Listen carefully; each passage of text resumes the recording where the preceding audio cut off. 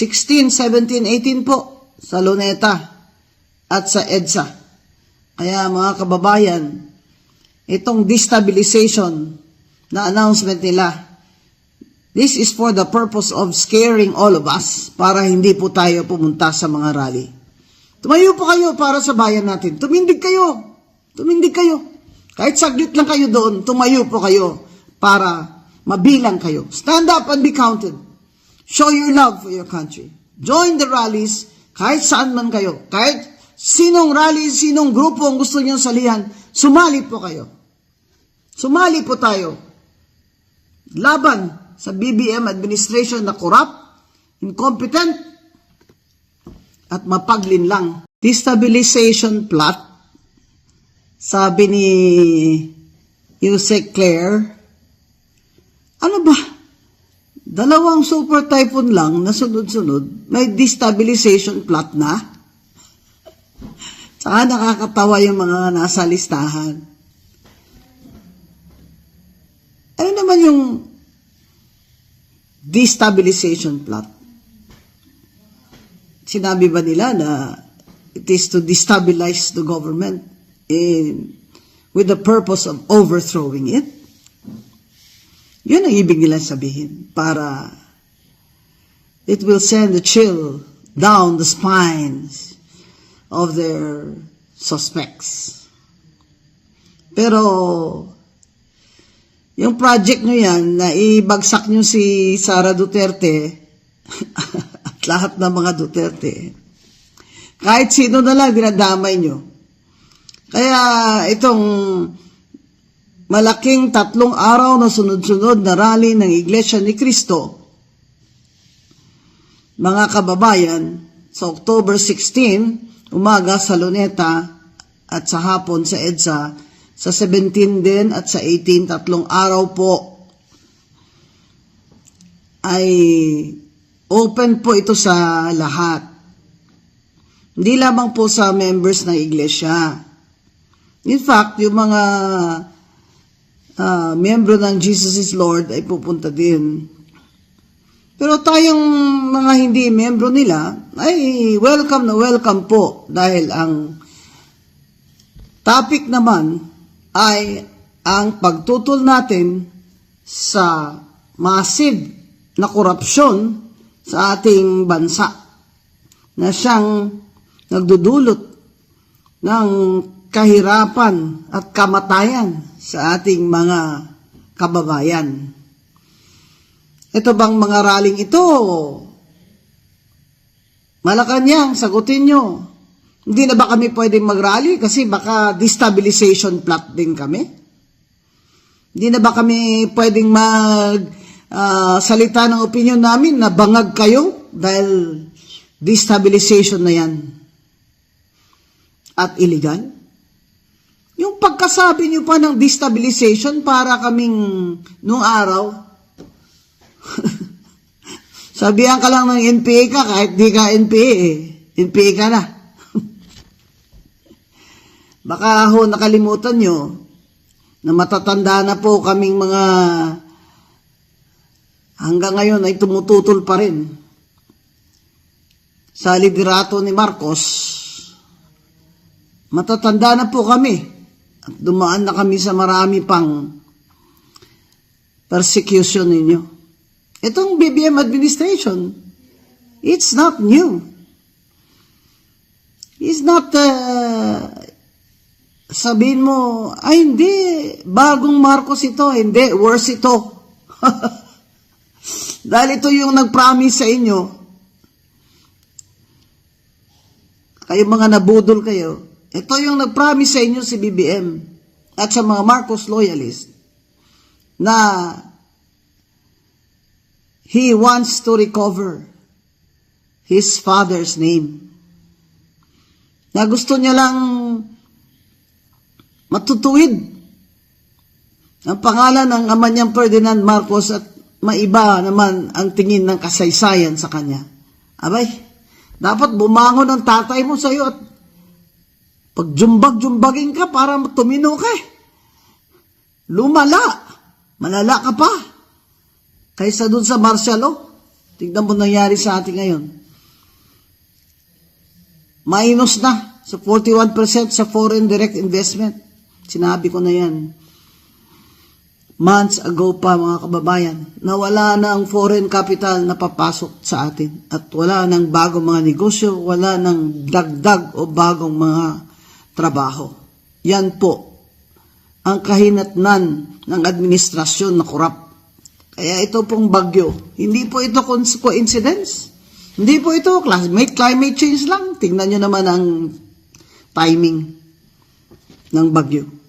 Kaya ito pong pagpuprotesta natin, wag po kayong matakot na tayo naman ay tatawaging destabilizers dahil tayo ay nag-exercise lamang ng ating constitutional freedom of speech and to air our grievances against our government, against the government of BBM that has failed us. And the whole world is watching. The whole world is watching. Sama po kayo sa mga rally sa November 16, 17, at 18. Ano man po ang relihiyon nyo, dahil hindi po ito batay sa relihiyon lamang ang ating pagtutol sa gobyernong kurakot at sa gobyernong incompetent. 16, 17, 18 po sa Luneta at sa EDSA. Kaya mga kababayan, itong destabilization na announcement nila, this is for the purpose of scaring all of us para hindi po tayo pumunta sa mga rally. Tumayo po kayo para sa bayan natin. Tumindig kayo. Tumindig kayo. Kahit saglit lang kayo doon, tumayo po kayo para mabilang kayo. Stand up and be counted. Show your love for your country. Join the rallies kahit saan man kayo. Kahit sinong rally, sinong grupo ang gusto niyong salihan, sumali po kayo. Sumali po tayo. Laban sa BBM administration na corrupt, incompetent, at mapaglinlang. From Kat? Good morning, Mr. President. Sir, you mentioned in the latter part of your speech na tapos na ang maliligayang araw nyo, hahabulin namin kayo. The nation's question is, why is former Congressman Zaldico's passport not yet canceled? And what is the government doing to actually either convince him or force him to return to the Philippines? I think that's best directed at the lawyer because it's a legal answer. And the legal answer is because hindi pa nasampahan ng kaso, therefore the request for the cancellation of his passport cannot yet be made. However, when that time comes, we will immediately cancel his passport. I'm not a lawyer, so I'm not the best person to explain it. But that's the procedure. You have to give grounds for the cancellation of the passport. And those grounds will be based on the cases that will be filed against him. Sir, just a follow-up question on that point. Sir, how convinced are you that Zaldico is the most guilty in this case, or are you somehow amenable to extending an option for him to become a state witness? I'm sorry, extending? An option for him to become a state witness. That option is always there, except for them who... Ang administrasyon, hindi ka extradite o padadala sa international agreement. Pagkalaban mo, padadala ka. There has to be a final arbiter. And if you look at the Philippine Constitution, iisa lang yan, yung korte. Kawawa naman tayo. Diba? Tayo na ang pinakakawawa sa buong mundo kung ang Pilipino ay kinukuha at dadalin abroad at wala kang korteng pupuntahan. Kaya lang naman tayo nagiging emotional kasi either gusto nyo o hindi natin gusto si Bato. Pero sabihin mo si Juan de la Cruz. Tanggalin nyo lahat ng pangalan, ha? Si Juan de la Cruz ay may warrant ngayon galing sa abroad.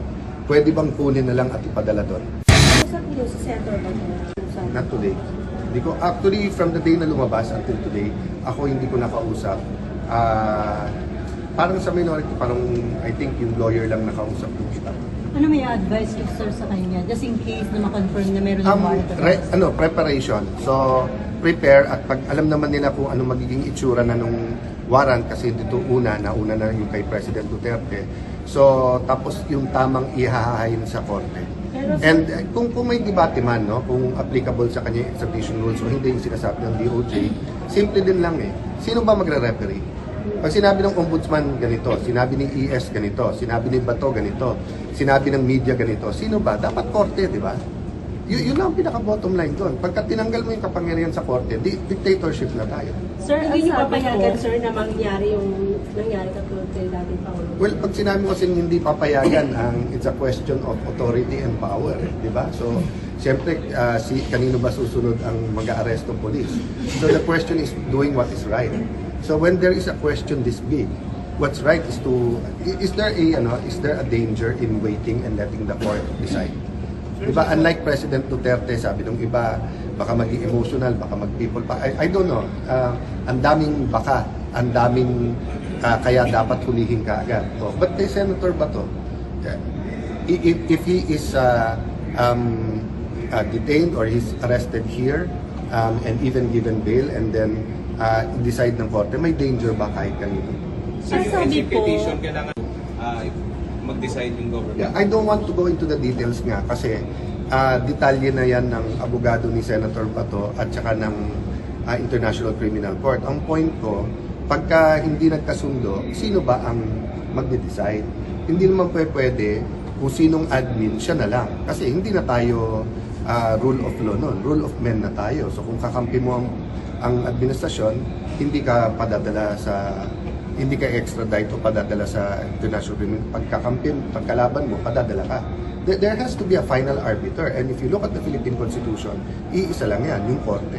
sir, yung extradition daw po, ang sabi, kung state to state, okay. Pero ito, sir, court to Okay, international so court. Pilipino ka, kinukuha ka sa ibang bansa, wala kang tatakbuhan. Kawawa naman tayo. Sir, yung surrender. Kawawa naman tayo.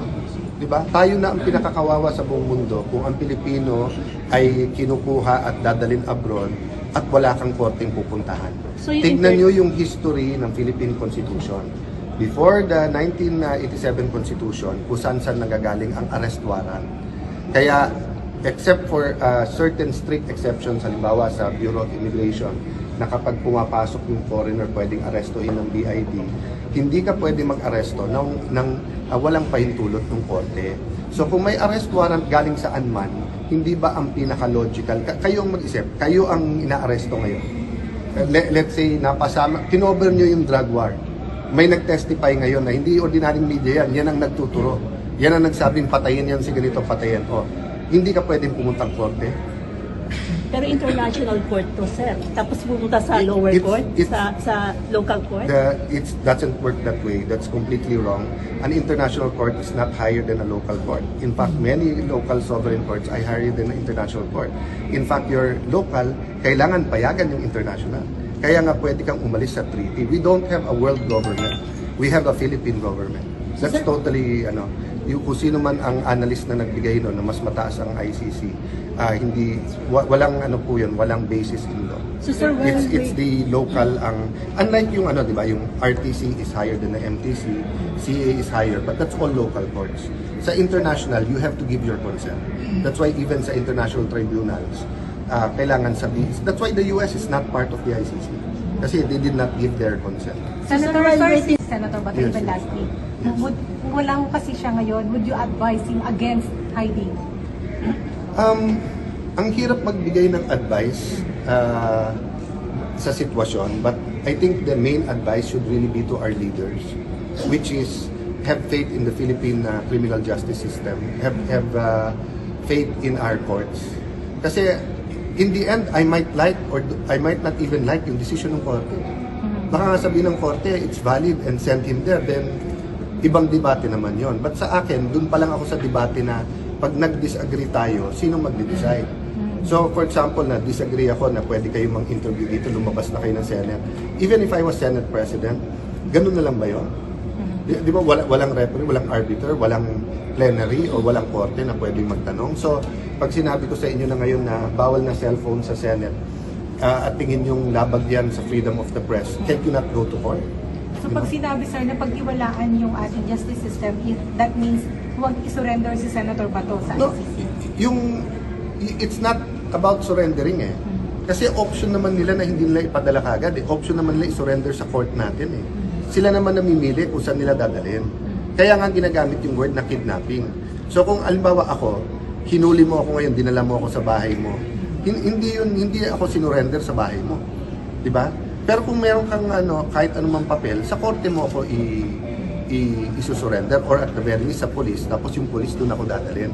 So yun po ang alangan talaga sa akin na may sistema tayo sa bansa na kahit sino pwedeng damputin na lang. Tapos kung saan itapon. The world will continue to progress. There will be a lot of international tribunals. There can be you're talking about the International Criminal Court. What if we have an ASEAN Criminal Court? What if we have an Asian Criminal Court? What if we have a Thailand, Malaysia, Singapore, Indonesia Criminal Court? Yung ibig sabihin, kahit anong warrant na lang, hindi ka na pwedeng pumunta sa korte mo tapos ipapadala mo ng court. You have to look at all the possibilities here. So nangyari na nung nangyari kay President Duterte, yung mga antay kay Duterte, natutuwa. Yung mga gusto kay Duterte, nalulungkot. Did it help us as a nation? Did it provide jurisprudence? Did it give us wisdom? May guidance ba? Ngayon kay Bato, meron tayong chance. Hintayin natin kung ano sabi ng korte. Kung kailangan natin pabilisin yung korte, pabilisin natin. Makiusap tayong bilisan nila. So sir, option ba na gawin yung sanctuary yung Senate? I would say na sana hindi na. Kasi ang kailangan mo ng sanctuary pag may extraordinary, di ba? So katulad ng mga kasama natin, di ba, na sorry, nasa dulo ng dila ko yung pangalan.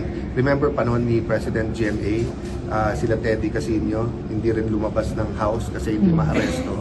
Kasi nga extraordinary yung sitwasyon. Why create that situation? So if they think that they should arrest him, arrestuhin nyo, dalhin nyo sa police, dalhin nyo sa korte, let him file what he has to file, the bail, kung habeas corpus, kung ano man, then let him have his day in court. Kasi pag dito magkaka-tension pa tayo. 'Di ba? Yung hindi lang natin pinag-uusapan dito yung institusyon ng Senate. Mas importante pa sa Senate is our democracy, our freedom, our sovereignty. So ang pinag-uusapan na dito ang isang Pilipino ba? Kaya lang naman tayo nagiging emotional kasi either gusto nyo o hindi natin gusto si Bato. Pero sabihin mo si Juan de la Cruz. Tanggalin niyo lahat ng pangalan ha. Si Juan de la Cruz ay may warrant ngayon galing sa abroad. Pwede bang kunin na lang at ipadala doon? I think any lawyer in their right mind or law student will say, sandali lang, dapat may korte muna magsabi kung valid yun o hindi. So sir, wala kayong communication pa kay Senator Bato? Mag-e-effort ba kayo na kausapin? Ay, open lang kami and I think yung staff naman nila nandito. But usually kasi ganyan, it's not really a Senate matter. It's between him and his lawyer. But in prayers at kung man support and of course advocacy. Diba? So, nung nagtanong kayo, hindi naman namin iniilagan yung mga questions. Sir, regarding dun sa hearing on Friday, babalik ko si Senator Ping as chairman ng committee ng Blue Ribbon, and then sa Friday, invited si dating Speaker Romualdez, si Saldico, and then 17 congressmen. Hopefully, magkaroon kami ng pagkakataon bukas at Thursday makapag-usap ulit ng minority. Gahol lang sa time ngayon. At yun nga, hindi kami kompleto. Tatlo ang wala. Tatlo ba? Dalawa. Ang wala. Dumating si Sen Bongo, so dalawa yung wala. But yun nga, we just agree in the principle na we have to go after the masterminds. And yung frustration, we feel the frustration of people, di ba, na we feel the outrage and tama na lumalabas nga yung mga corruption, pero yung panggugulo nung mga linya. So, the question really, remember, hindi naman dapat primary ang Blue Ribbon. And remember, yung ICI, biglaan binuo yun. So marami talagang, so let me put it this way, kaisa kami with you in trying to find the perfect solution for this gruesome crime. Diba? So hindi kami satisfied sa takbo of how we as a nation are handling this massive corruption scandal. Pero sir, this is a syndicated, systematic, hindi to yung corruption na lumaki lang. Diba? Sinindikato to. So kailangan matukoy tapos matibag yung sindikato. Sir, kung si Senator Bato chooses... I don't even want to go there muna because nga sa dami ng problema, isang malaking problema, credibility ng ating leaders. So do we want the debate to be whether pwede siya pulihin dito or hindi? I'd rather the debate be simple, have his day in court. Diba? And hindi pa naman siya nag-intimate na dito siya. Oh. Kasi alam mo, yung sa akin, diba, yung argumentum ad absurdum, you always bring the argument to the absurd. Para lang mapag-aralan mo. So halimbawa, nandito siya. How long? And then, hindi ba dadating yung time na magbobotohan? O hindi ba yung public opinion nag-iiba? Hindi ba yung decision, o pag nag-decision ng korte laban, magbabago ba? So magiging absurd masyado yung sitwasyon. So I'd really rather that Malacanang, the DOJ, all of our authorities agree na in the end, korte ang mag-decide, then let the court decide. Sir, may nabalitaan ba kayong coup daw uli against SPU? Basta't naman nag-break tapos may balikan, parating pag-uusapan because nga sa 24 members, di ba, siyam kami, and then yung outside environment, di ba? But having said that, usually pag maingay yan, wala yan. Pero nag-attempt ba, sir? Wala nang attempt na. People always talk about it. Everyone in the minority wants to be in the majority, di ba? Everyone thinks they can do a better job. But ako, focused ako na may job ang minority ngayon. And I think our biggest job now is to give better ideas for the budget. Hindi to renewal to. Hindi to ordinary lang na parang let's do it better. Hindi, let's redo everything.